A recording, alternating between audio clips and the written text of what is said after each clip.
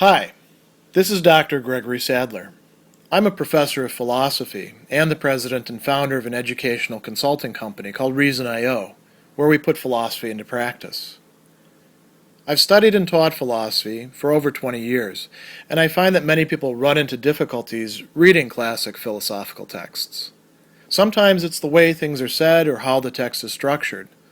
But the concepts themselves are not always that complicated, and that's where I come in. To help students and lifelong learners, I've been producing longer lecture videos and posting them to YouTube. Many viewers say they find them useful. What you're currently watching is part of a new series of shorter videos, each of them focused on one core concept from an important philosophical text. I hope you find it useful as well.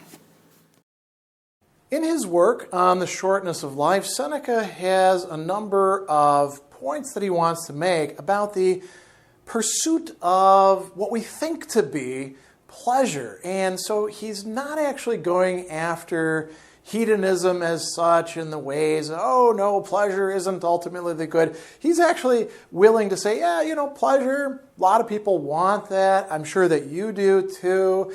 There's nothing absolutely bad about pleasure, but the ways in which many people try to seek out pleasure, because of the ways in which they conceptualize pleasure, make bad uses of their time. They exhaust the time that they are given. And so I think a really good place to begin in this essay is looking at something that he says in chapter 13, namely that, here we go, peoples whose pleasures, voluptates, that's one of the words for pleasure in Latin, put them to considerable work, multum negoti habent. So pleasures that require a lot of you, they're not at leisure. Non sunt otiosi. These are people who have free time, and their free time isn't really like free time because they're so busy with all the things that go along with their pleasures. And we can see a contrast to this. Not everybody who is enjoying pleasures is necessarily doing that. He talks in 7.9 about the person who devotes every second of his time to his own needs and organizes each day as if it were a complete life, so a proper use of time, proper understanding of time, neither longs for nor is afraid of the next day. For what new kind of pleasure is there that any hour can now bring? Everything's been experienced, everything enjoyed to the full. Notice that he says, enjoyed to the full. It's not as if we have to be dour and pleasureless in order to make good use of our time. No, as a matter of fact, using our time wisely will result in a pleasant life, among other things. So he goes on and he says, for the rest, fortune may make arrangements as it wishes. This person's life has already reached safety. Addition can be made to his life, but nothing can be taken away from it because they use this precious resource of time wisely. Now, by contrast to that, there's many people whose vices swallow up their time, as he says, and he's going to give you some examples of this. He says that even if you live 1,000 years and more, this will be compressed into the merest span of time. Those vices of yours will swallow up any number of lifetimes.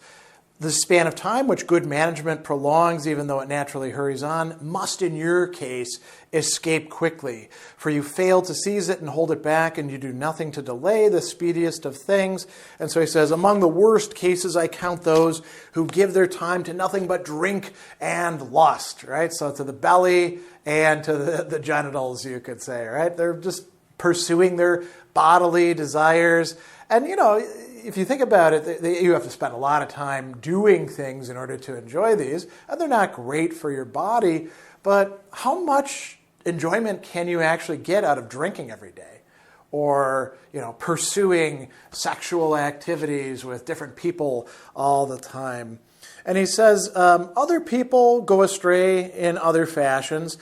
Think about people who are greedy, people who are quick to anger, people who busy themselves with unjust hatreds or wars. Scrutinize every moment of these people's lives. Notice how much time, so once again, the work that they have to do, how much time they spend on their ledger keeping, how much on setting traps or fearing them, how much on cultivating others or being cultivated by others, how much on giving or receiving bail, how much on dinner parties which themselves have become business.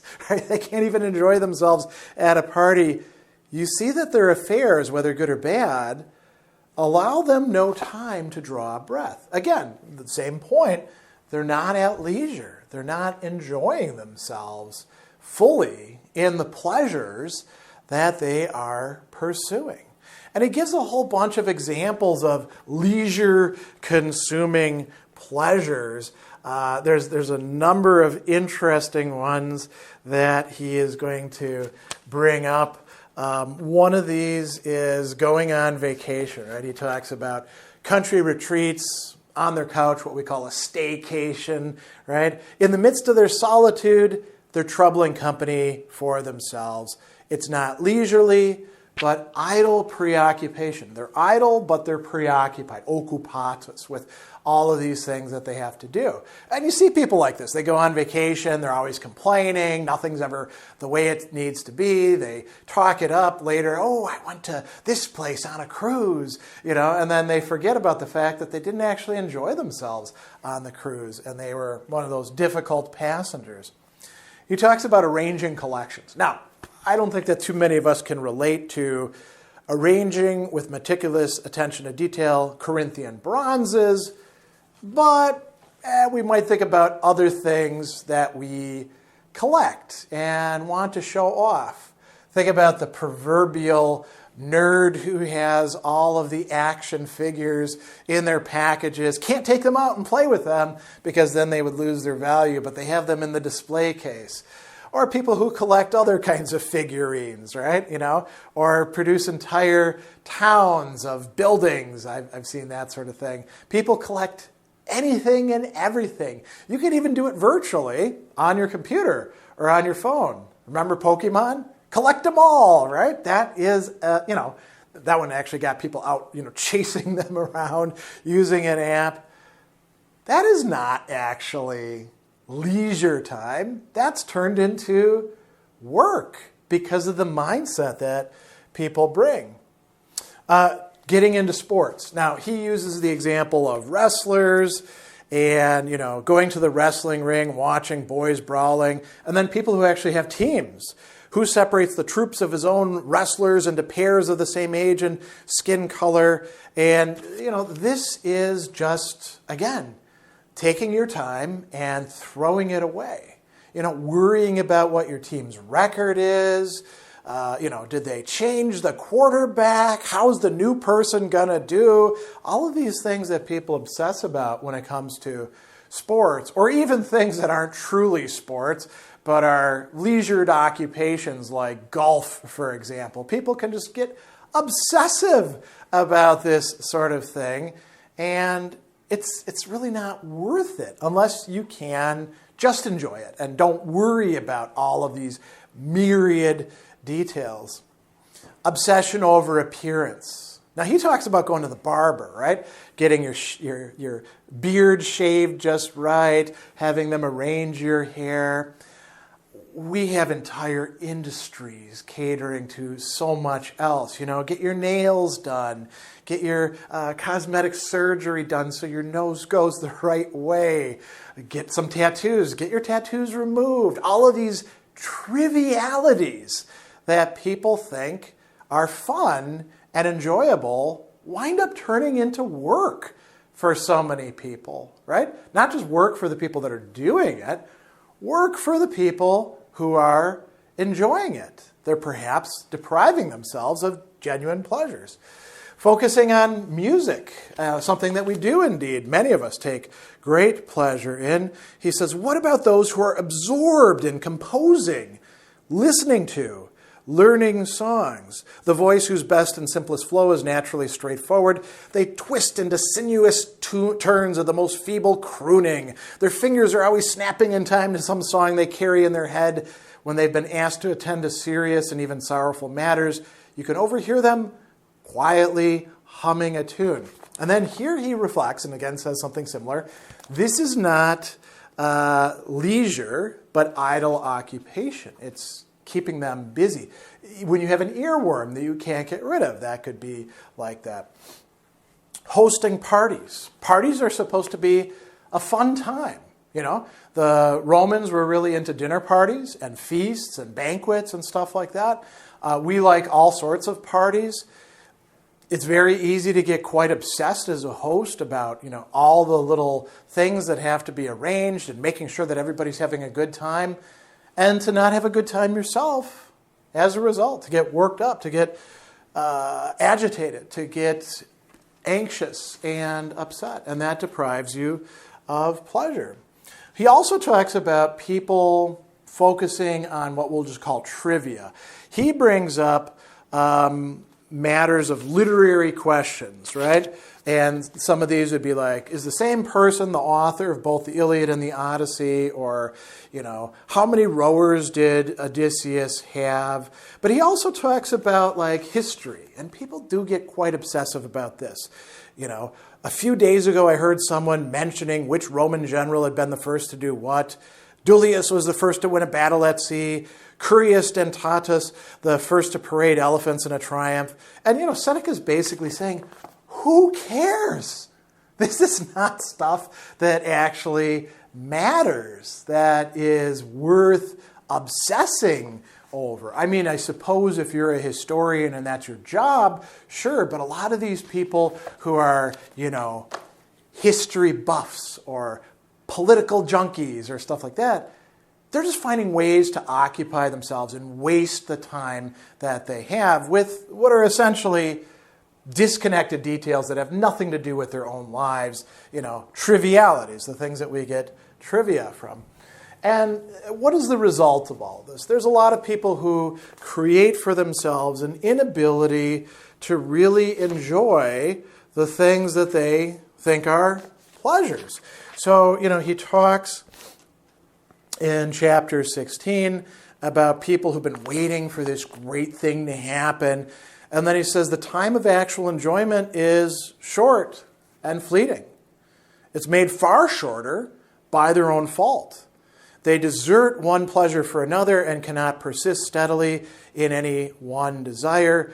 Their days aren't long, but are hateful. Yet, on the other hand, how short seem the nights that they spend cavorting with, say, prostitutes or drinking, right? So there's a lot of people who, they work them, this is going to be so great when I go to this concert. And the concert's over. And you spend most of your time getting there, hanging out in the parking lot, walking in lines. The band plays for an hour and a half. Now you got to get out to your car, get through these long lines of traffic. Was it worth it for the experience that you had? Was it really that pleasant? Was it what you built it up to be? Same thing with, I'm going to go out on a date with this person and they're so incredibly attractive and we're going to hit it off and then we're going to go get a hotel room and get it on and it's just going to be amazing. No, it's probably not going to turn out like that, And even if it is, it's over, right? You've lost it. And you move from pleasure to pleasure to pleasure, focusing on different ones, not actually enjoying what's in front of you. Just as a side note, I go to quite a few band concerts, and I'm always just amazed at the fact that people have paid lots and lots of money for these tickets. And we usually sit kind of far in the back, so we get to see everybody coming and going. And you see the same people getting out of their seats while the band is playing and walking, all the way up the stairs. And then they come back and they've got 4 beers that they've bought in cans, which they paid a lot of money for because it's not cheap to do that. And then they stumble their way back down to their chairs and they're back listening to the music. Now they've missed 2 songs and they're slamming these beers because they want to get as drunk as they can to enjoy the party atmosphere. And then half an hour later, band's still playing. Here they come. Here comes Rum Dum Drunky again looking for some beers. And you're like, why did you even bother coming to this? You could have just like watched a DVD, got yourself a 12-pack and slammed all those beers at home. You would have had just about as good of a time, you know. People do this in all different ways. They allow their pleasures to interfere with their pleasures. They don't manage them well. So that creates an inability to enjoy. Other inabilities are created by being anxious and disturbed. He says, the very moment when people are rejoicing, the agitated thought steals in on them. How long will this last? How long will I get to experience this pleasure that I was seeking this entire time? That ruins the pleasure. He says, it is this feeling that has caused kings to weep over their own power. The extent of their prosperity gave them no pleasure, but the prospect of its eventual end terrified them. Why is this the case? Seneca tells us. He says, they don't rest on stable causes, but they are disrupted as frivolously as they are produced. These people are wretched because they're subjecting themselves to fortune, to randomness, to the way the world works, which means that sometimes you're up, sometimes you're down. Right? He says, the greatest blessings cause anxiety. Fortune is no less wisely trusted than when at its most advantageous. To maintain prosperity, we need fresh prosperity. And other prayers are to be offered instead of those that have already turned out well. Everything that comes our way by chance is unsteady. The higher our fortunes rise, the more susceptible they are to falling. But what must inevitably collapse gives no one pleasure. So the life of those who acquire through hard work what they must work harder to possess is pretty wretched and brief. He also talks about new preoccupations replacing older ones. So if we realize this about one particular pleasure, I used to really enjoy drinking, but I can't really do that anymore. You know, I'm getting older, the hangovers are worse. Maybe I'll start gambling instead, or I'll just watch TV all day long, you know, all of these sorts of things that people do. And he says, new preoccupations take the place of old. Hope arouses new hope, ambition or new ambition.